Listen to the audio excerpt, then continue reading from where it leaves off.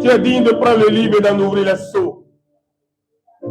Car tu as été immolé et tu as racheté pour Dieu par sang des hommes de toute tribu, de toute langue, de tout peuple et de toute nation. Tu as fait de nous un royaume de sacrificateurs et nous régnons à perpétuité avec notre Dieu.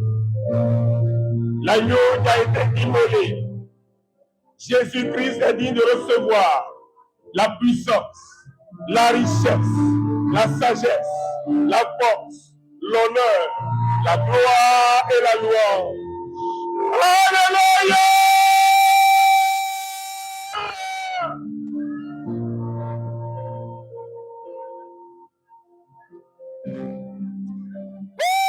L'agneau qui a été immolé, Jésus-Christ est digne de recevoir la puissance, la richesse, la sagesse, la force, l'honneur, la gloire et la louange. L'agneau qui a été immolé, Jésus-Christ est digne de recevoir la puissance, la richesse, la sagesse, la force, l'honneur, la gloire et la louange.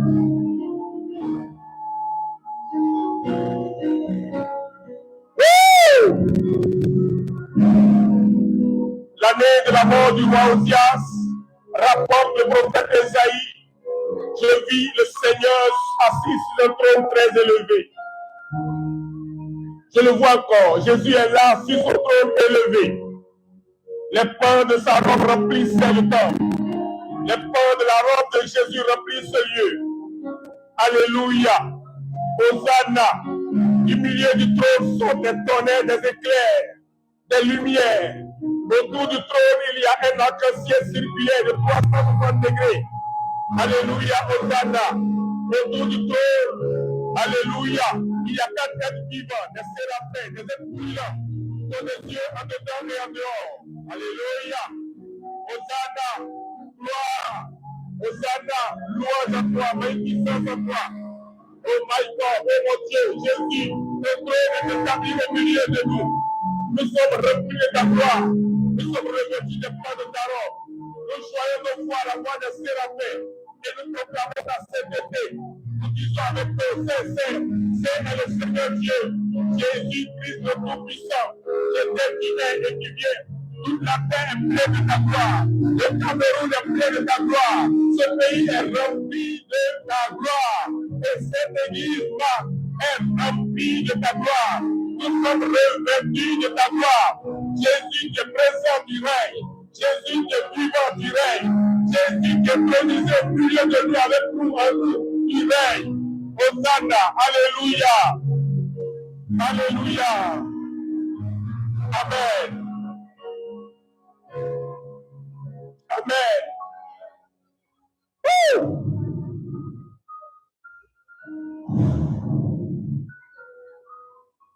Je te loue, Père, Seigneur du ciel et de la terre, de ce que tu as caché ces choses aux sages et aux intelligents, et de ce que tu les as révélées aux enfants. Oui, Père, je te loue de ce que tu l'as voulu ainsi. Toutes choses m'ont été données par mon Père. Et personne ne connaît le Fils si ce n'est le Père. Personne non plus ne connaît le Père si ce n'est le Fils. Et celui à qui le Fils veut le révéler. Matthieu 11, verset 25 à 27. Mais le Consolateur, l'Esprit Saint que le Père enverra en mon nom, vous enseignera toutes choses et vous rappellera tout ce que je vous ai dit. Saint-Esprit, nous saluons ta présence en chacun d'entre nous. Je ne suis qu'un simple instrument de tes mains. Je suis englouti en toi. J'ai disparu en toi. C'est toi qui te tiens à ce pupitre. Et c'est toi qui vas parler. Saint-Esprit, parle, enseigne-nous. Parle, convainc-nous. Parle, corrige-nous. Parle, instruis-nous. Parle, justifie-nous. Parle et maintiens-nous dans le chemin chemin de vérité et de vie éternelle. Parle et que le nom de Jésus soit glorifié par toi. Parle et conduis-nous dans la vérité afin que nous soyons accomplis, chacun pour sa part et propre à toute bonne œuvre. Merci, merci de glorifier le saint nom, le précieux nom de Jésus-Christ dans la vie de mon frère, dans la vie de ma soeur, dans la vie de cette église, dans la vie de cette nation, au nom suprême de Jésus-Christ de Nazareth. Je veux encore vous saluer merveilleusement. Au nom de Jésus, je veux saluer la présence de Christ glorifié, de Christ ton roi, intronisé au-dedans de nous avec nous, au milieu de nous. Et je veux que avant que tu t'asseyes, tu acclames Jésus de Nazareth.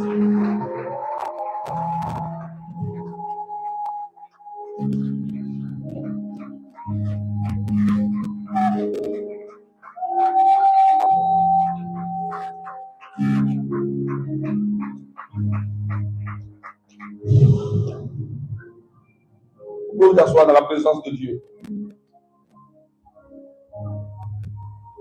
Hosanna!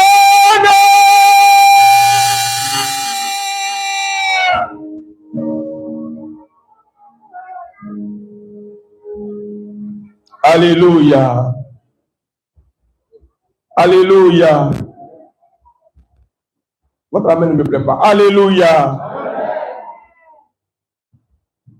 Alléluia. Hosanna!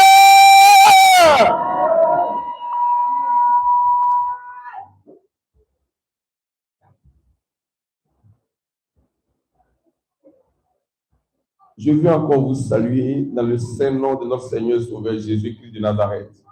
Amen. Amen.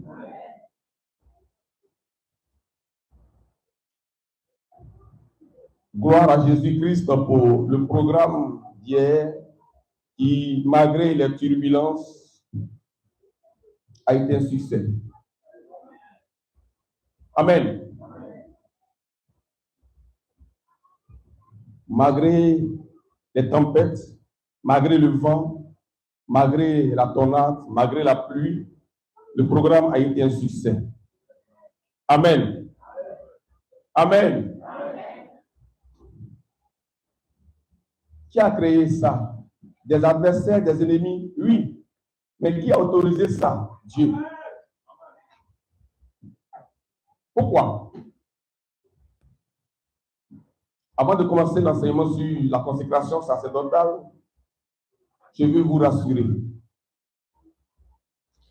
Amen. Ce qui s'est passé hier, c'est un test de foi. Et ça devait se passer. Amen.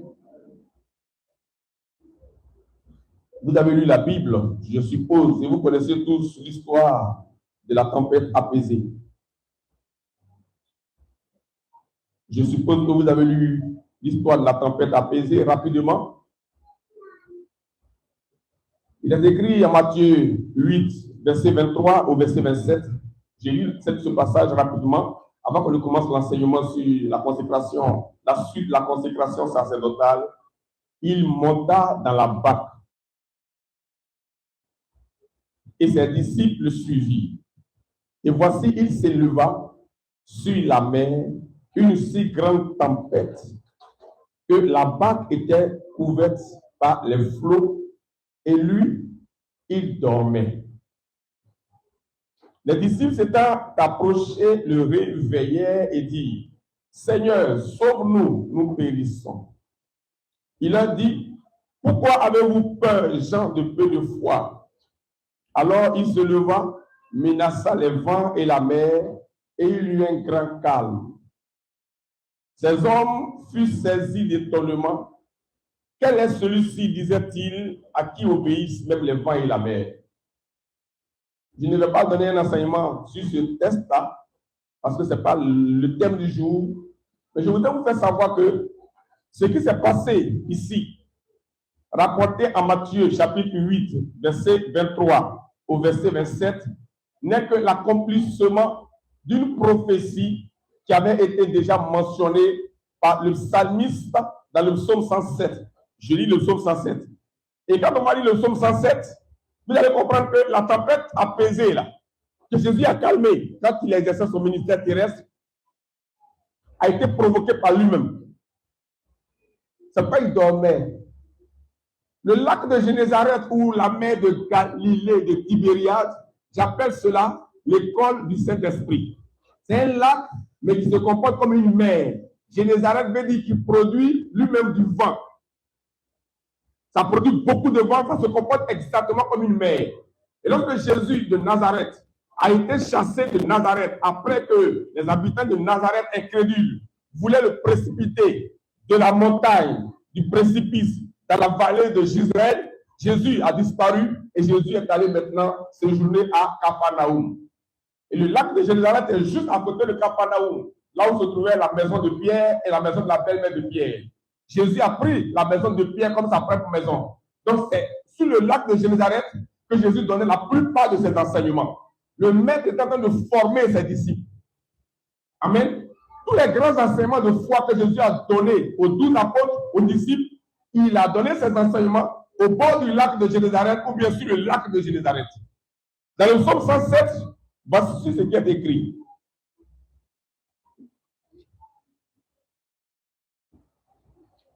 Parce que Dieu nous parle.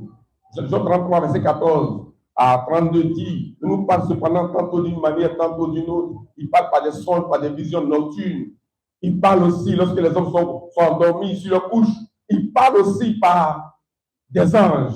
Et il parle par la douleur, par les épreuves et par les adversités.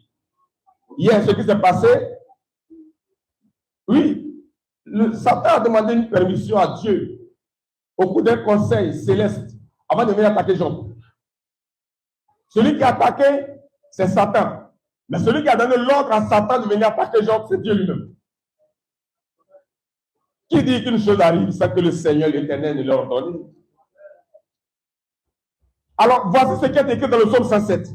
Vous prenez note et vous retenez que c'est le psaume 107, verset 23 à 30, que Jésus a accompli en Matthieu 8, verset 23 à 27. La tempête apaisée avait déjà été annoncée d'avance par la loi de Moïse, les prophètes et les psaumes. Jésus l'a dit lui-même après sa résurrection, en Luc 24, verset 27, il fallait que s'accomplisse ce qui a été écrit de moi dans la loi de Moïse, dans les prophètes et dans les psaumes. Je lis le psaume 107. Ceux qui étaient descendus sur la mer dans des navires et qui travaillaient sur les grandes eaux, ceux-là vit les œuvres de l'Éternel et ses merveilles au milieu de l'abîme. Il dit, l'Éternel, Dieu dit, il dit, et il fit souffler la tempête qui souleva les flots de la mer.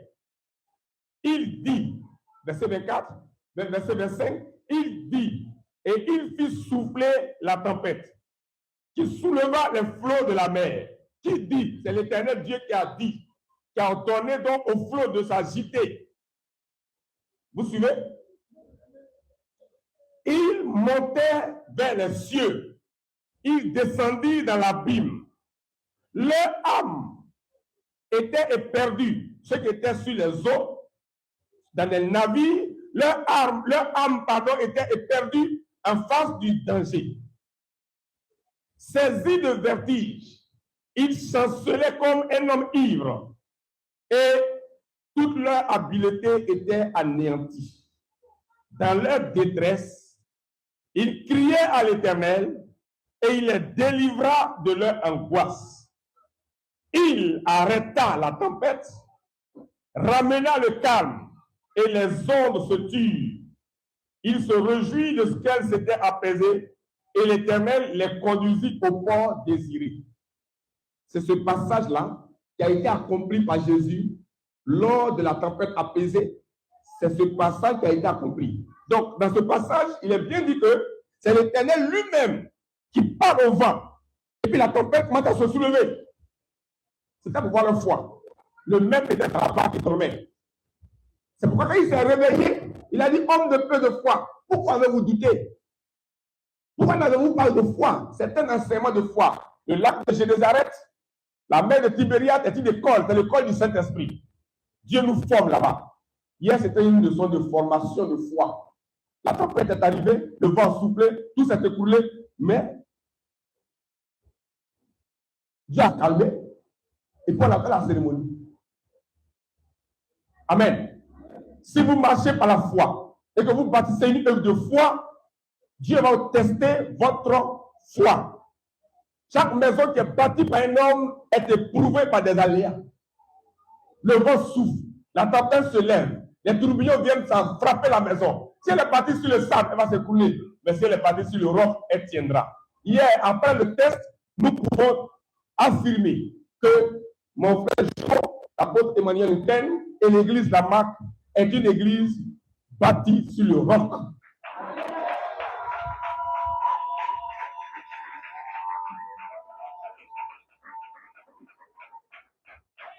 Dieu a envoyé l'épreuve.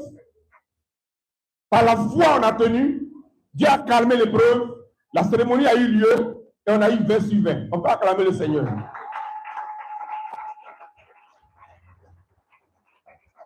Écoutez, on était venu parler de la consécration sacerdotale. Et on vous a dit hier que la consécration a un rapport avec la crucifixion. Et la crucifixion se fait sur une croix. Vous savez pourquoi les patriarches à l'époque, lorsqu'ils voulaient offrir un holocauste à l'Éternel, un sacrifice à l'Éternel, dressaient des bois. Ils dressaient des bois comme ça. Et puis on prend l'animal, on le donne, on dépose sur les bois. Donc en hauteur. C'est en hauteur. C'est en hauteur. La consécration se fait sur une croix. La consécration se fait sur une croix. Parce que la consécration et la crucifixion sont identiques. Dieu doit tester notre foi. Il doit nous éprouver. Il n'y a pas de consécration sans obstacle. Donc, il fallait qu'on subisse l'épreuve relative à la consécration, qu'on triomphe et que le nom de Jésus soit glorifié. Ce programme devait avoir lieu, elle a eu lieu, et elle aura lieu, et elle va se poursuivre. L'œuvre se poursuivra, rien ne peut l'arrêter au nom de Jésus. Parce que Jésus a dit que les portes du séjour des morts ne peuvent point prévaloir contre l'Église. La vraie Église. La vraie Église. Que Dieu vous bénisse. Alors, nous poursuivons notre séminaire. Prêtez oreille, écoutez.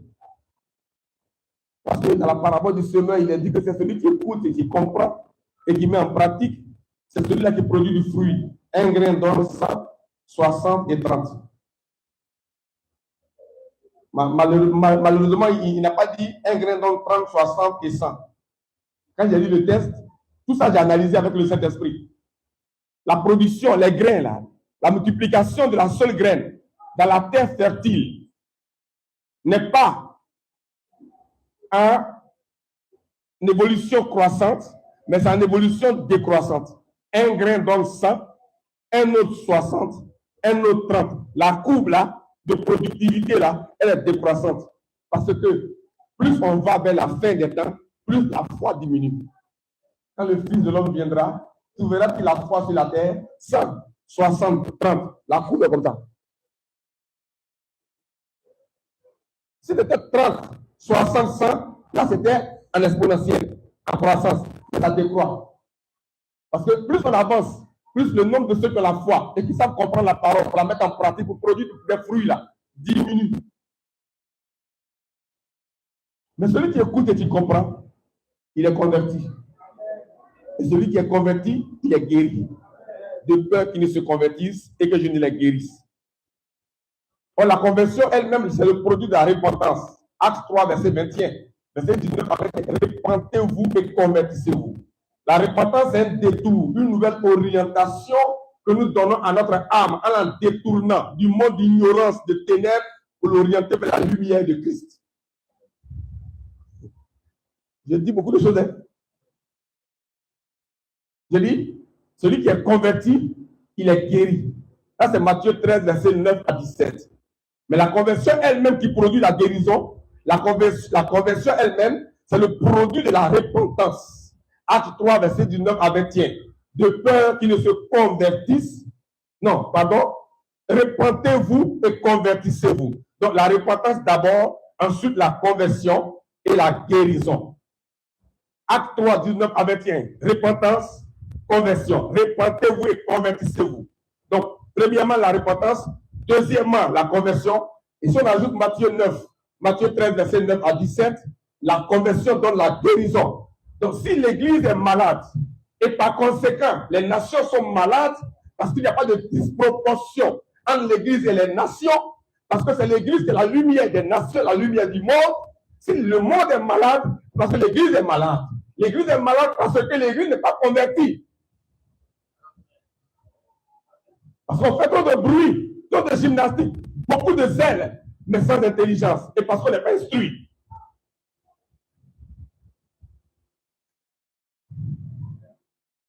Que Dieu vous bénisse.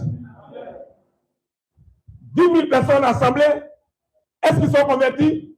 On préfère un petit groupe restreint et 3 resserrés qu'on formera et qui va se multiplier pour produire des milliards dans le monde, mais des milliards d'hommes convertis.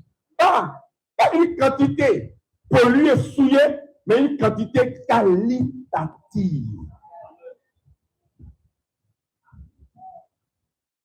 Que Dieu vous bénisse. Alléluia. Donc, je reprends. Repentance, conversion, guérison. Mais ce n'est pas la repentance. La repentance, c'est dire détour, métanoïa, détour. Mais c'est quoi qui se détourne? Ce n'est pas le corps, c'est l'âme. L'âme est l'aspect de nos pensées, de nos émotions, de notre intelligence. L'âme était orientée où? Vers le monde. Amen. Quand l'âme est orientée vers le monde, les pensées de l'âme sont dirigées vers le monde. Quand les pensées de l'âme sont dirigées vers le monde ténébreux, les pensées deviennent des pensées vaniteuses. Amen. C'est de là que vient le mot païen. Païen veut dire pensée vaine. Païen, il y a pensée dedans. Pensée vaine. Amen. Donc, les pensées sont vaines parce qu'elles sont dirigées vers les ténèbres. Lorsqu'on détourne l'âme, en lui donnant une nouvelle orientation. Parce que le péché originel a détourné l'âme de la trajectoire de la lumière pour l'orienter vers la trajectoire des ténèbres. Le péché originel a détourné l'âme de la trajectoire de la lumière pour l'orienter vers les ténèbres. Autrefois, vous étiez ténèbres. Mais maintenant, vous êtes lumière dans le Seigneur. Marchez comme des enfants de lumière. Quand l'âme se détourne donc pour s'orienter vers la lumière de Christ, on dit que l'âme s'est repentie. La repentance, ce n'est pas seulement quelques petits regrets hypocrites d'un péché commis à l'instant T, qui ne nous transforment pas. On se relève, on continue de pécher. Mais la repentance, c'est un changement radical d'état d'âme. C'est l'âme qui change radicalement d'orientation. L'âme se détourne des ténèbres et s'oriente à perpétuité vers la lumière. C'est tous les jours.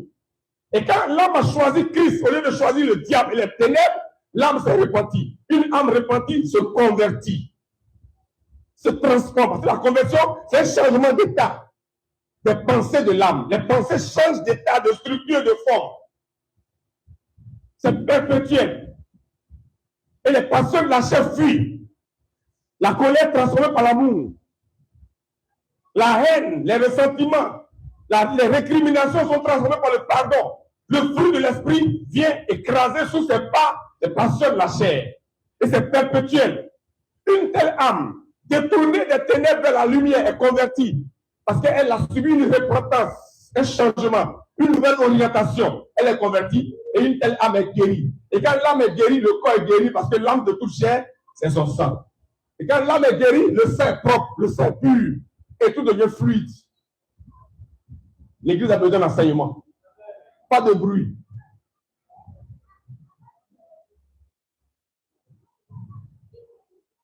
que la femme écoute l'instruction en silence a été juste interprété de manière littéraire. La femme, c'est ma femme qui est à côté de moi, qu'elle écoute l'instruction en silence. Mais Ephésiens 5, verset 22 aussi dit que la femme, c'est l'église, non? Que l'église écoute l'instruction en silence. Or, l'église, c'est toi, c'est moi, c'est chacun d'entre nous. Donc, écoutez l'instruction en silence, église. Que Dieu vous bénisse. Que Dieu vous accomplisse. Au nom de Jésus. Oh. La vérité peut vous maintenir. La vérité peut vous maintenir. La vérité peut vous maintenir en éveil. Pendant 40 jours et 40 nuits, sans manger ni boire. C'est pas Moïse, sur le mont Sinaï, a parlé avec Dieu pendant 40 jours et 40 nuits, sans manger ni boire. Ce n'est pas un jeûne qu'on s'impose de manière radicale, de manière méthodique, de manière traditionnelle. Mais c'est un jeûne qui nous est imposé par le Saint-Esprit. Et la révélation nourrit l'âme. Et vous comprendrez alors que la parole est source de vie. Vous pouvez m'écouter pendant 3 jours. On peut rester ici, on ferme les portes, on est ici pendant 3 jours. On ne mange pas. Peut-être qu'on va boire juste un peu d'eau. C'est tout. On n'aura pas faim, on n'aura pas soif. Vous n'allez pas voir le temps passer. Et vous allez ressortir vivant, plein de vie, rayonnant de gloire, rajeuni, régénéré. Vous allez refleurir. Que Dieu vous bénisse. Que Dieu vous accomplisse. Au nom de Jésus. Amen. Bref, la consécration sacerdotale. Hier, je vais revenir sur quelques éléments avant de commencer à entrer dans le thème d'aujourd'hui.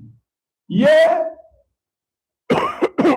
nous avons vu un sous-thème du thème, la consécration sacerdotale.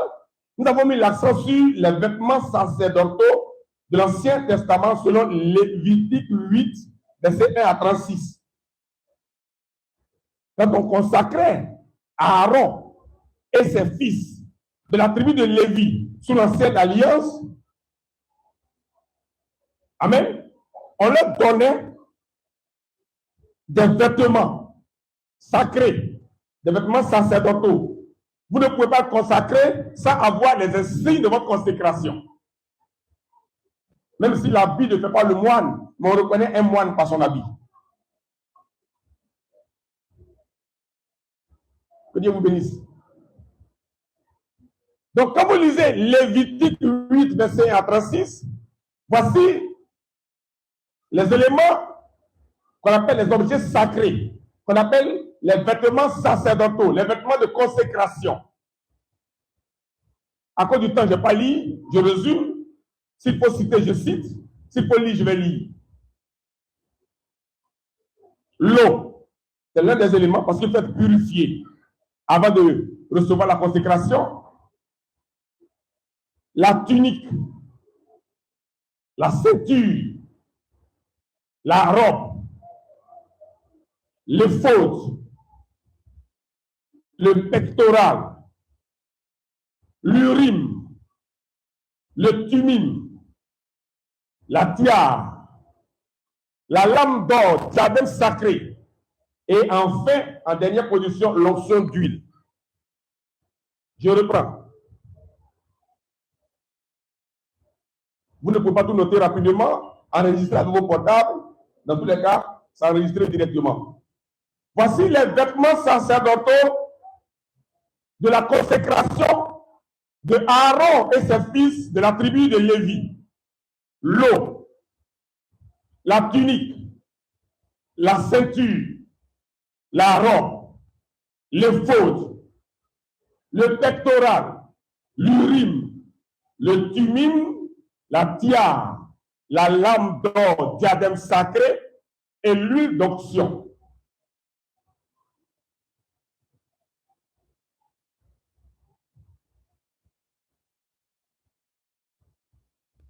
C'est dans le livre de Lévitique. Lévitique veut dire loi. C'est le livre qui vient juste après Exode, qui veut dire mouvement. Qui lui-même vient après Genèse, qui veut dire commencement. Les 10 premiers livres de la Bible, tels que positionnés, je n'étais pas là quand on écrivait, et les auteurs ne se connaissaient pas, et il y a eu des centaines d'années, des milliers d'années d'un auteur à un autre. C'est Samuel qui a écrit Samuel, 2 Samuel, c'est Moïse qui a écrit les Pentateuques, mais ils ne se connaissaient pas. Ceux qui ont arrangé tout ça pour faire la Bible, qui les a inspirés?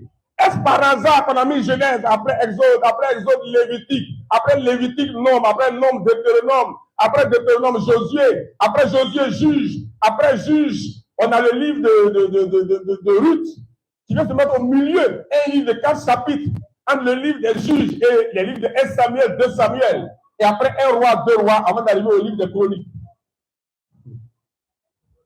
Les 10 premiers livres de la Bible, de Genèse au livre des rois, est significatif. Je vais passer rapidement dessus. C'est un escalier, c'est une échelle de marche et d'évolution du chrétien, de l'âme du chrétien. Genèse veut dire commencement. Ça veut dire quoi? Quand tu commences ta marche chrétienne et que tu poses tes pas sur la première marche de l'escalier, c'est quand tu vises au 10e, parce que le chiffre 10 de l'incarnation, c'est Dieu qui devient homme. C'est le chiffre de la royauté. Donc, quand tu poses tes pas sur la première marche de l'escalier, du voyage, du pèlerin que tu es sur la terre, les regards sont fixés sur le 10e, le roi. Or, le roi, il règne sur un royaume. Donc, quand tu poses tes pas dans la marche chrétienne, dans ce mouvement de ton âme pèlerine, depuis ton acceptation de Jésus jusqu'à la fin, tu fixes tes regards sur quoi? Le royaume de Dieu. D'où cherchez premièrement le royaume et la justice de Dieu, et toutes ces choses vous seront données par-dessus. Genèse, 1 roi, 2 rois. Quand tu poses tes pas dans ce voyage, fixe le royaume. Maintenant, les autres livres là, au milieu, entre Genèse et 1 roi, 2 rois, ce sont les étapes, ce sont les différentes étapes d'évolution de l'âme. Mais je pense que ce n'est pas le temps d'enseigner tout ça. Ce sont des révélations extraordinaires. Un jour, j'avais été invité dans une église évangélique à Abidjan pour un séminaire pendant 7 jours. J'ai commencé le lundi, je vais terminer le dimanche avec une prédication dans l'église. Et chaque soir, quand j'arrive à la maison à partir du lundi soir, j'ai pris des feuilles blanches de rame. Et j'ai appelé un de mes fils spirituels, Gauthier. Il dit, assieds-toi. Donc, Gauthier assis, moi je suis là. Et puis l'Esprit Saint me parle et je dicte. Je dicte. Je reçois la dictée et Gauthier écrit sur des feuilles. Donc, j'ai fait le séminaire sur la dictée du Saint-Esprit. Et j'ai écrit un gros paquet comme ça, de près de 67 feuilles blanches, j'ai au verso, d'environ 120 pages. C'est là que Dieu m'a donné la révélation sur l'organisation des 10 premiers livres de la Bible. C'est un mystère.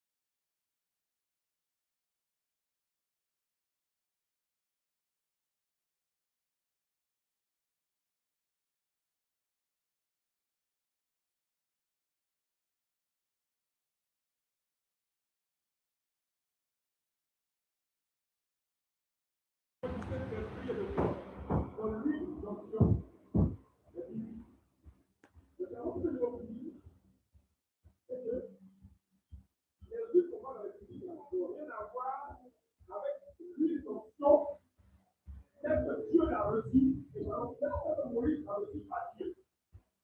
C'est bien écrit. Lui était préparé par des parfumeurs qui sont spécialistes de fabrication d'huile d'olive. Il y a 4 éléments dans l'huile. 1, par il y a la vigne. 2, il y a 4 plantes aromatiques qu'on peut fabriquer l'huile. 1, la myrrhe. Deuxième plante aromatique. Deuxième plante aromatique, le cinnamon. Cinnamon. C-I-N-A-M-O-M-E. Le cinnamon. Prenez note. Troisième plante aromatique, utilisée dans la fabrication de l'huile d'onction, c'est le roseau aromatique.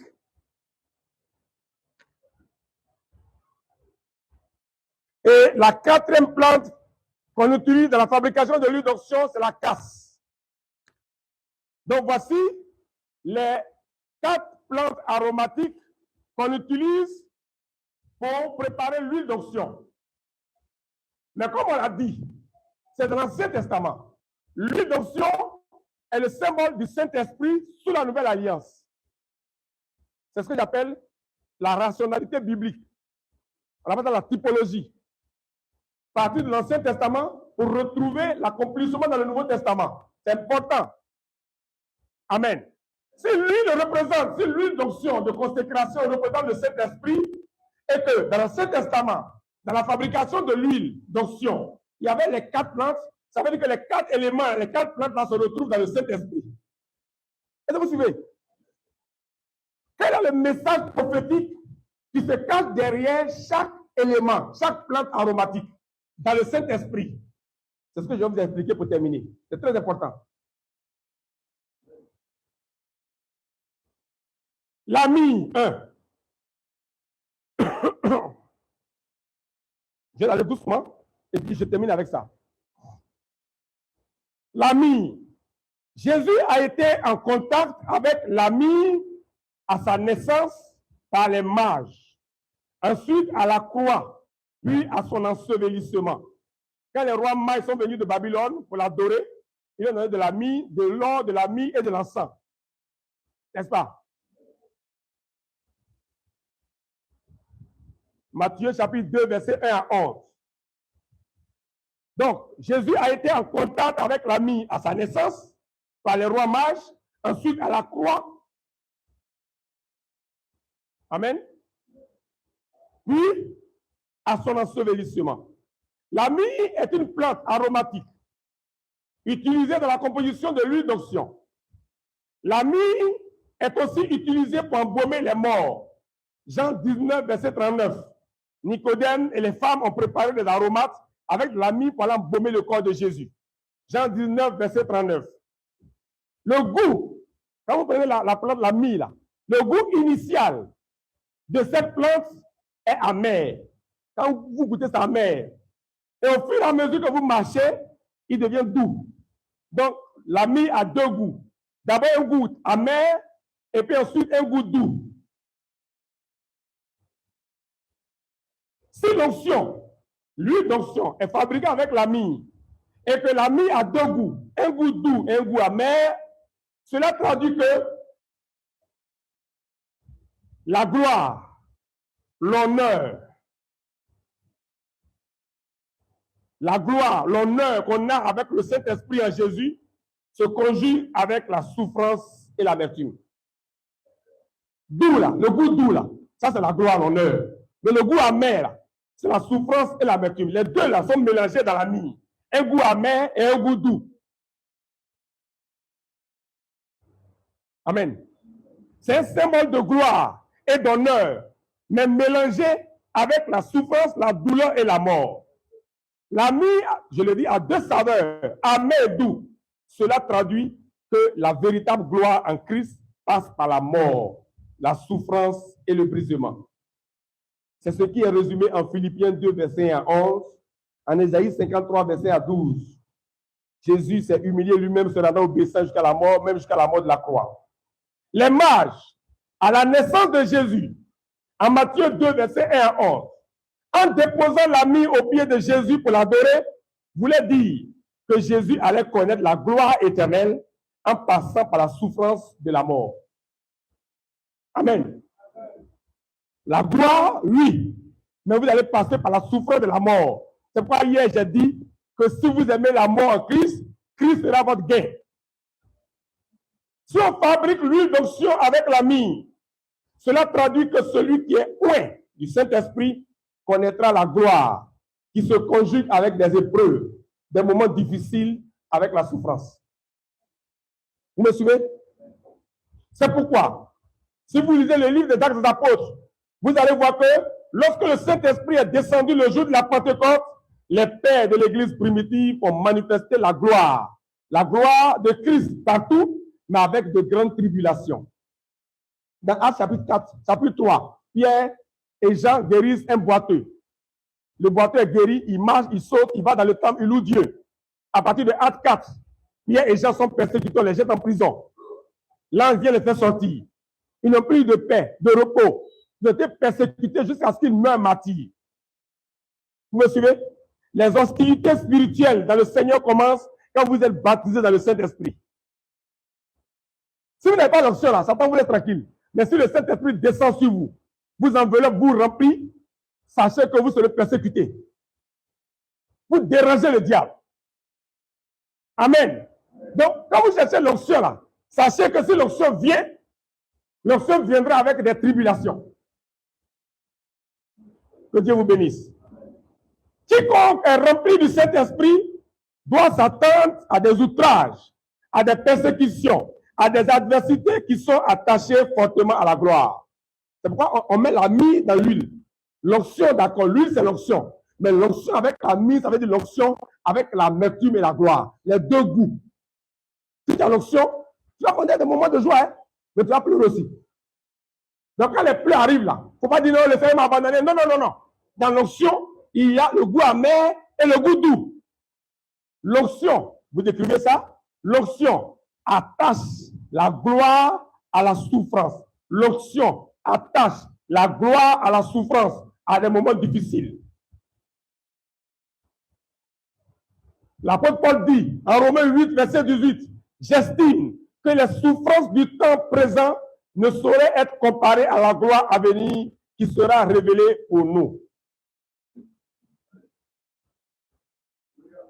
Somme 2, verset 1 à 2. C'est écrit, pourquoi se tumulte parmi les nations, ces vaines pensées parmi les peuples? Pourquoi les rois de la terre se soulèvent-ils et les princes se lient contre l'Éternel et contre son oint? Quand tu es oint là, les rois de la terre vont se liguer contre toi. Le prophète Jérémie a été consacré dans la suite de son exercice missionnaire sacerdotal. Un jour, en Jérémie 20, verset 7 à 10, Jérémie a dit ceci. Tu m'as persuadé, Éternel, et je me suis laissé persuader. Tu m'as saisi, tu m'as vaincu. Et je suis chaque jour un objet de raillerie. Tout le monde se moque de moi. Car toutes les fois que je parle, il faut que je crie. Que je crie à la violence et à l'oppression. Et la parole de l'Éternel est pour moi un sujet d'opprobre et de risée chaque jour. Si je dis, je ne ferai plus mention de lui, je ne parlerai plus en son nom, il y a dans mon corps comme un feu dévorant qui est renfermé dans mes os. Je me force de le contenir et je ne le puis, car j'apprends les mauvais propos de plusieurs. L'épouvante qui règne alentour, accusez-le et nous l'accuserons. Tous ceux qui étaient en paix avec moi observent si je chancelle. Peut-être se laissera-t-il surprendre et nous serons maîtres de lui et nous tirerons vengeance de lui. Mais l'Éternel est avec moi comme un héros puissant. C'est pourquoi mes persécuteurs chancellent et n'auront pas le dessus. Ils seront remplis de confusion pour n'avoir pas réussi. Ce sera une honte éternelle qui ne s'oubliera jamais. L'Éternel des armées éprouve le juste. Éprouve le juste. Il pénètre les reins et les cœurs. Je verrai ta vengeance s'exercer contre eux, car c'est à toi que je confie ma cause. Jérémie 20, verset 10 à 12. Jésus a dit, si le monde vous hait, Sachez qu'il m'a haï avant vous. Si vous étiez du monde, le monde aimerait ce qui est à lui. Mais parce que vous n'êtes pas du monde et que je vous ai choisi du milieu du monde, à cause de cela, le monde vous hait. Souvenez-vous de la parole que je vous ai dite. Le serviteur n'est pas plus grand que son maître. S'ils m'ont persécuté, ils vous persécuteront aussi. S'ils ont gardé ma parole, ils garderont aussi la vôtre. Mais ils vous feront toutes ces choses à cause de mon nom, parce qu'ils ne connaissent pas celui qui m'a envoyé. Amen. Amen. Donc, le fait qu'on mette la mie là, dans l'huile, là, ça veut dire que l'onction, il y a l'onction, non? Les gens veulent avoir l'onction, les jeunes, là, ils veulent avoir l'onction, ils veulent avoir l'onction pour montrer que tous les gens tombent, ils marchent comme ça, parce qu'ils ont l'onction, ils tombent. Ça va pas tomber les gens, hein? Tu vas souffrir, on va te persécuter. C'est parce que l'Église est mélangée au monde, qu'on ne voit plus la persécution, mais les persécutions que les apôtres ont subies. Hébreux 11, vers la fin, dit, eux dont le monde n'était pas digne, attendent sous une forme quelconque les véritables pionniers de la vérité. Vous avez compris?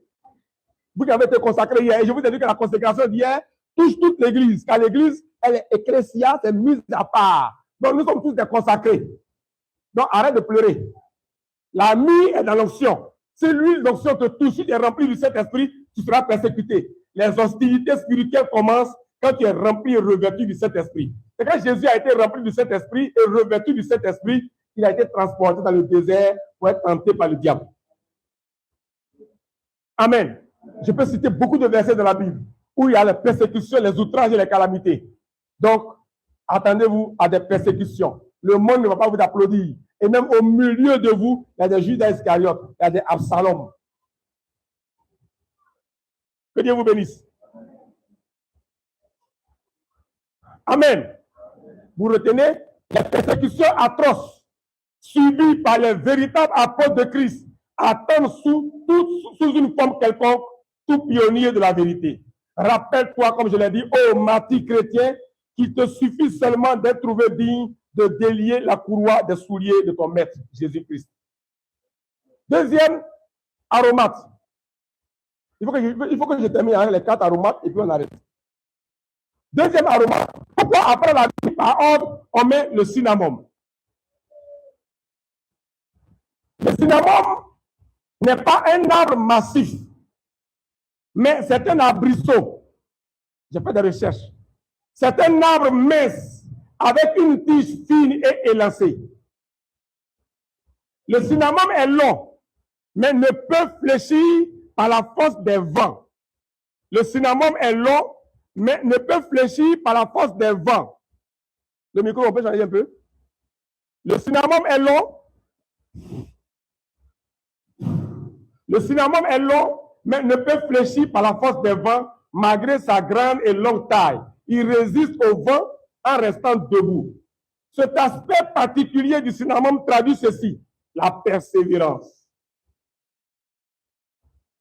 Cet aspect particulier du cinnamome traduit la persévérance. Ainsi, le cinnamome, dans la composition de l'huile d'onction, traduit le message prophétique selon lequel un homme rempli du Saint-Esprit et revêtu de l'onction du Saint-Esprit est persévérant. Malgré les adversités, il reste debout malgré tout. Hier, on est resté debout. Il reste toujours debout et la tête haute. L'apôtre Paul écrit à ce sujet. Bien plus, nous nous glorifions même des afflictions, sachant que l'affliction produit la persévérance la victoire dans l'épreuve, et cette victoire, l'espérance. Or, l'espérance ne trompe point parce que l'amour de Dieu est répandu dans nos cœurs par le Saint-Esprit qui nous a été donné. Par ailleurs, l'apôtre Paul écrit en Éphésiens 6, verset 13.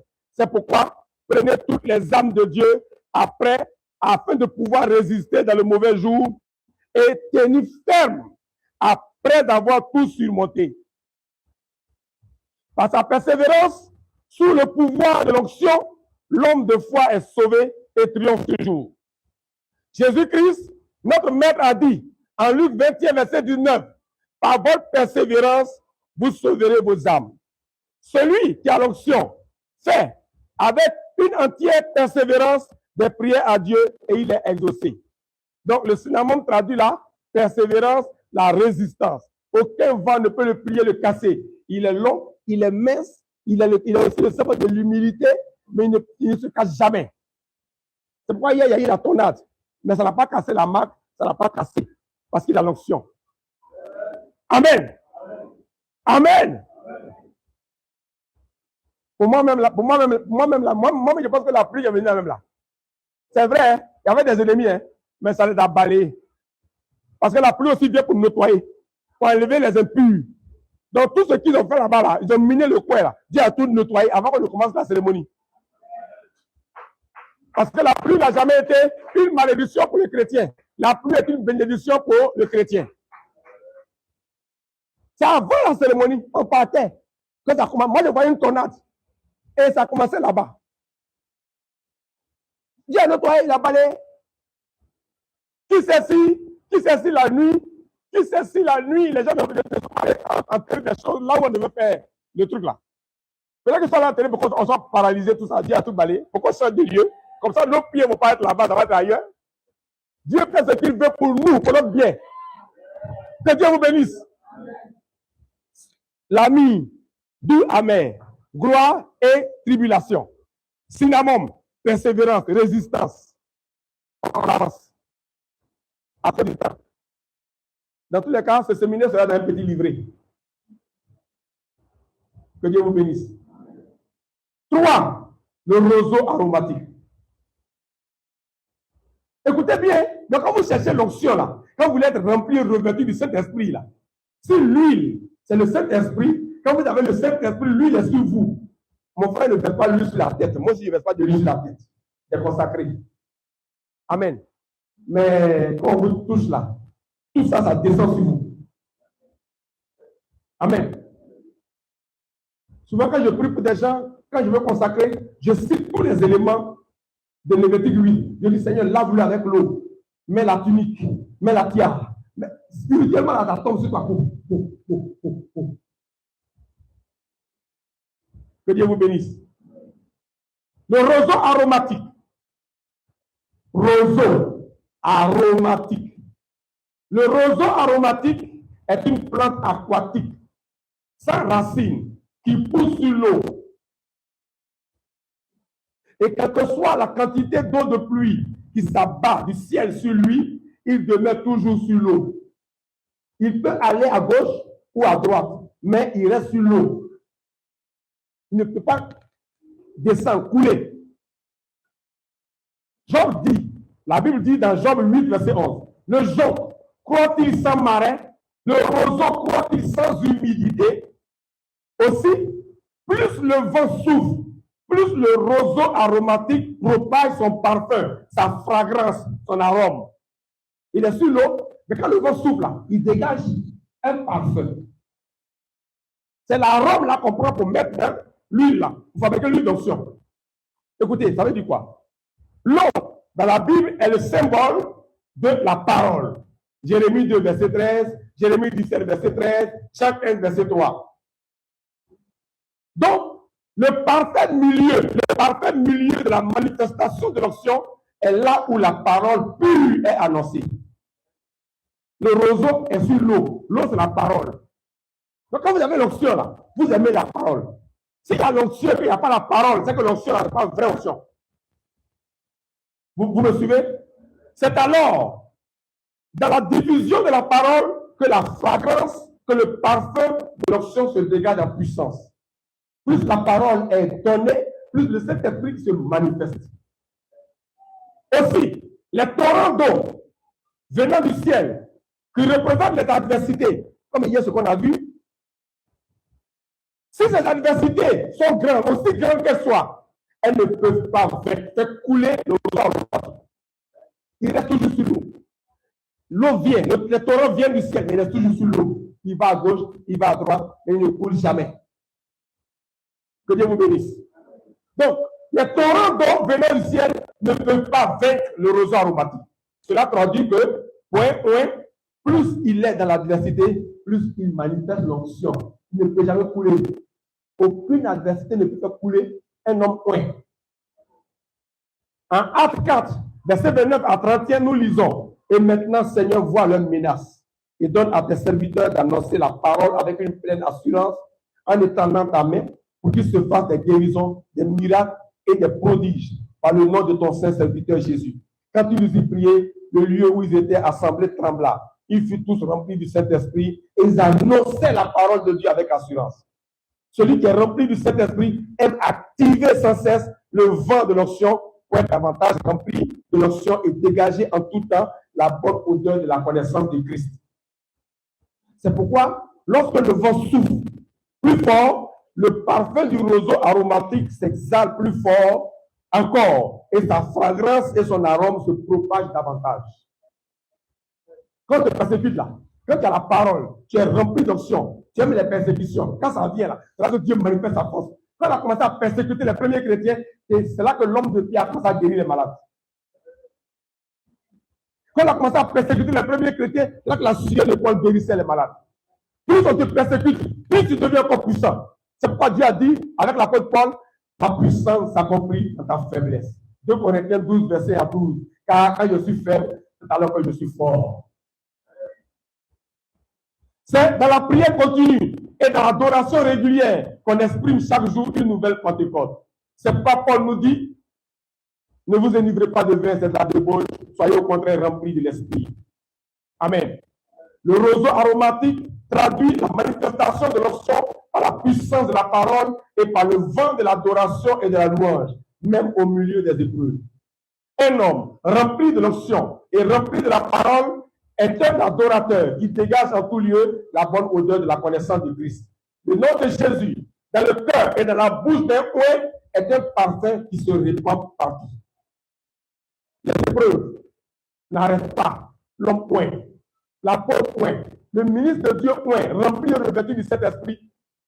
Les épreuves permettent au oint de dégager l'onction et de manifester partout la bonne odeur de la connaissance de Christ. Voici pourquoi le roseau aromatique reste toujours dans l'eau. Plus il y a du vent, plus son parfum est exhalé. Les pluies tombent sur le roseau aromatique, mais il ne coule jamais, il reste sur l'eau. Un homme oint tient toujours. Et il reste dans la parole, c'est un adorateur. Plus on le persécute, plus il adore Dieu. Paul et Silas en prison, dans la persécution, adoraient Dieu. Et les prisonniers ont été libérés parce que la prison a été ébranlée. Amen. Voici pourquoi on met le roseau aromatique dans la fabrication de l'huile d'onction. Quand vous avez l'onction, vous avez tous ces attributs-là en vous. La dernière chose, c'est la casse. C'est la casse qu'on appelle aussi la cassia. C'est la même chose. C'est un arbre qui plie, qui est courbé. On l'appelle aussi la cassia. La casse est symbole de l'humanité de l'homme ou de la femme poète. Amen. Dans notre village, là, souvent, on a des acacias qui ont poussé depuis. Moi, j'étais petit. J'ai vu des acacias chez mes grands-mères. C'est encore là-bas jusqu'aujourd'hui. Et très souvent, ça donne de l'ombre. On met ça s'assoit en bas. L'arche de l'alliance est faite avec le bois d'acacia. L'arche de l'alliance, c'est Jésus-Christ lui-même. Si on a pris le bois d'acacia pour faire l'arche de l'alliance, ça veut dire que Jésus-Christ est humain. C'est Dieu qui devient homme. L'arche de l'alliance, c'est Dieu dans sa suprématie. Le fait qu'on fabrique l'arche avec le bois d'acacia, c'est Dieu qui devient homme. Mais on a revêtu l'acacia d'or. L'or, c'est la royauté. Donc, c'est Jésus qui est homme, mais qui est devenu roi. Est-ce que vous suivez? Donc, l'acacia, là, traduit l'humanité de l'homme. L'humanité de l'homme pointe. L'humanité de la femme pointe. Ça veut dire quoi? Malgré notre niveau et notre degré d'onction, nous ne devons jamais oublier que nous sommes des humains. Si la casse ou l'acacia est un arbre qui plie, qui est courbé et qui fait partie des plantes qui composent l'huile d'onction, cela traduit que l'onction, au lieu de nous enfler d'orgueil, doit au contraire nous courber, nous briser, nous casser dans l'humilité au pied du Maître Jésus. L'acacia nous indique que nous devons être humbles, nous devons être revêtus d'humilité. L'onction ne doit pas être orgueilleux. Un vrai oint est humble. Un vrai oint, il est comme Jésus. Ayez les sentiments qui étaient en Jésus-Christ. Lequel existant en forme de Dieu n'a pas regardé le pouvoir et la puissance comme une croix dans les mains de Dieu qui devait arracher. Il a paru comme un simple homme. Au lieu de considérer ses propres intérêts, il considère aussi ceux des autres. Jésus est Dieu, il s'est fait homme. Pour être au milieu des hommes. Quand tu es oint pour les hommes. Sois humble. Parce que tu es oint, quand tu rentres dans l'église, on vient jeter tes chaussures. On se couche devant toi. Ça, ce n'est pas l'option. Il y a quelque chose qui ne va pas. On met la casse dans l'une d'option pour dire que quand tu es oint, tu restes humain quand même. Consacré. Église, soyez humble. Consacré. Église, soyez humble. Votre père ne suit pas ses chaussures. Il transpire à grosse bouche. Je n'ai pas vu un service prendre une pochette, fallait séparer le suer. Lui-même, il a sa pochette, il s'essuie. Et puis sa pochette, là, il a acheté ça au marché. Ce n'est pas une pochette, une façon. Parce qu'il y en a une pochette là où on ne touche pas. C'est dans ça qu'il y a fait des choses là. Il transpire à grosse goutte. Si tu viens essuyer tes chaussures, il espère, c'est qu'il t'encourage dans l'orgueil. S'il est humble et que lui, donc ceux qui a touché, il y a la cassette dedans, et qu'il a compris son humanité, son humanisme, il va te dire, non, arrête ça! Moi, déjà, ce que ils disent que je l'ai frustré. Moi, je n'aime pas ça. Je n'aime pas ça. Tu ne veux pas trouver ça, on dirait un petit élève de 7 ans qui est son instituteur. Daddy. Puis il a dit à Corneille, relève-toi, car moi aussi je suis un homme. Pierre, Jean voulait se prosterner devant l'ange. L'ange, Apocalypse 19, verset 9 à 10. La révélation était tellement extraordinaire, élevée, exponentielle, surnaturelle, que Jean voulait se prosterner. L'ange a dit, garde-toi de le faire, car moi aussi je suis ton compagnon de service. Et ceux de tes frères, adore Dieu, car le témoignage de Jésus est l'esprit de la prophétie. L'ange a dit ça à Jean.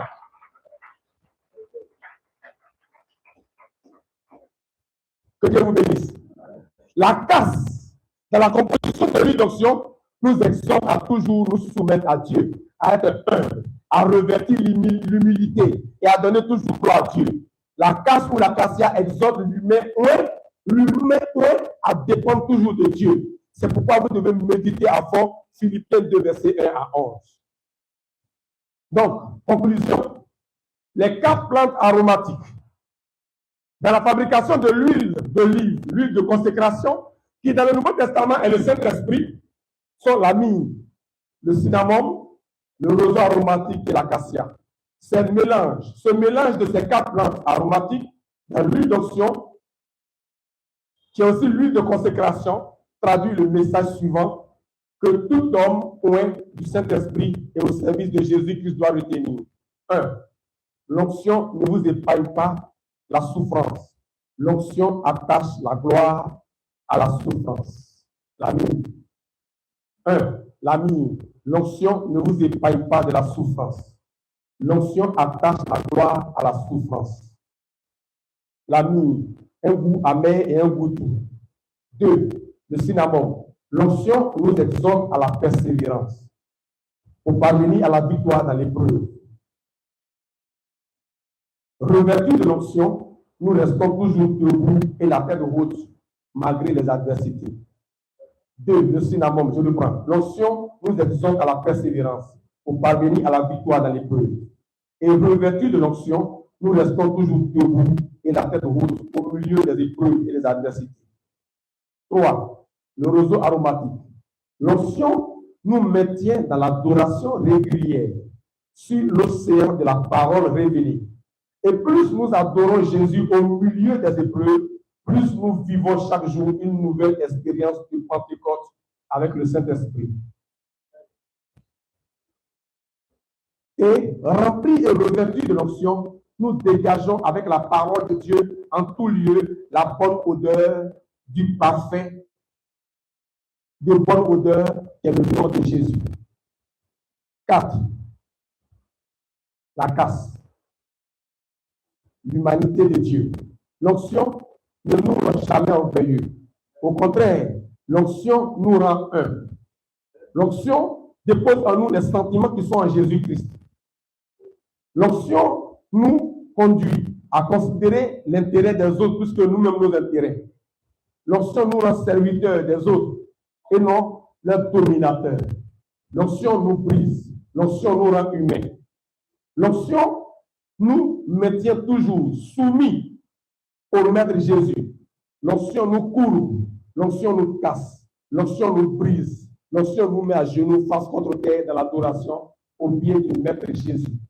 L'onction crucifie notre vieil homme et nous rend toujours humbles, malgré les dons, les talents que nous avons. Voici les 4 éléments, plantes aromatiques qu'on met dans l'huile pour fabriquer l'huile d'olive. Si l'huile d'olive est le Saint-Esprit, c'est que ces 4 éléments sont les caractéristiques importantes qui sont dans le Saint-Esprit. Donc, quelqu'un qui a l'onction a ces caractéristiques à lui.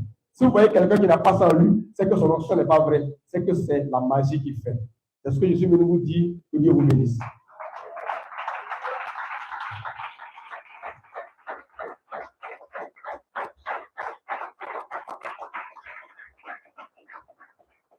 Si vous savez toutes ces choses, pratiquez-les.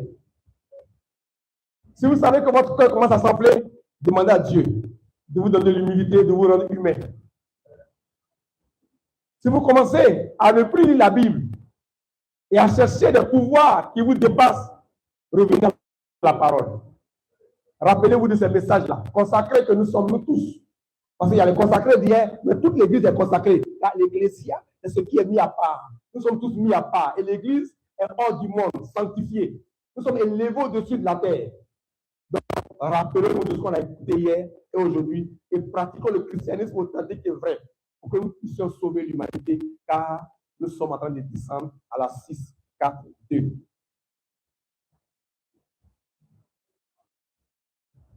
Que Dieu vous bénisse, mon frère.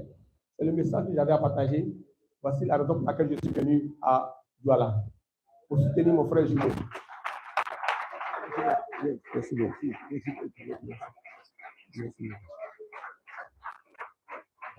Cher ami Pat, de me venir. Amen. Merci beaucoup.